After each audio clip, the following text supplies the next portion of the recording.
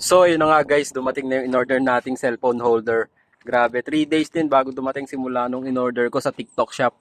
Ah, Ayan, magkakabit na ako ng cellphone holder. Nahihirapan ako sa malayo yung pinupuntahan ko. Hindi ko alam kung saan ko ilalagay yung cellphone ko eh.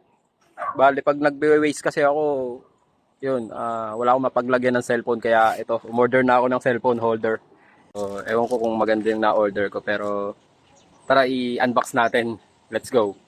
Dito nga guys ay inumpisahan ko ng buksan itong in-order kong cellphone holder mula sa TikTok shop. At syempre bago ko in-order itong item na to, chinek ko muna yung review niya kung maganda ba yung mga feedback ng mga umorder para may idea tayo bago natin i-check out. Unahin din natin mag-review ng mga o-orderin natin para maiwasan nating ma-scam tayo online. At panatiliin din natin magbasa ng comments at details para hindi tayo magkamali kung match ba yung ikakabit natin do sa i-order natin para hindi na maiwasan pang magbalik ng order or mag-refund kasi nga inaantay mo ng matagal na araw tapos i-refund mo lang, di ba? Dito ay chinek ko na nga yung items kung match ba dun sa in-order ko online. At sakto naman yung in-order ko online na ganito nga ang dumating. Ganito dapat ang tama at hindi na pagkakamaling dapat hindi na natin balikan. Yeah boy! Hugot! Dito sa part na to ay chinek ko na yung mga accessories at iba pang mga kasama nung binili kong cellphone holder. Kung kumpleto ba yung mga tornilyo para maikabit natin ng smooth sa motor. At buti na lang at kumpleto ang accessories at walang kulang kaya maganda ang aking na-orderan. Kaya sa mga gustong umorder dyan, siguraduhin nyo munang i-check nyo online tapos pag na-deliver sa inyo ay double check nyo rin yung mga items at baka may kulang yung mga pinadala sa inyo. At dahil nga kumpleto naman ang pinadala sa akin at heto na nga ikinabit ko na. Rolling BTR!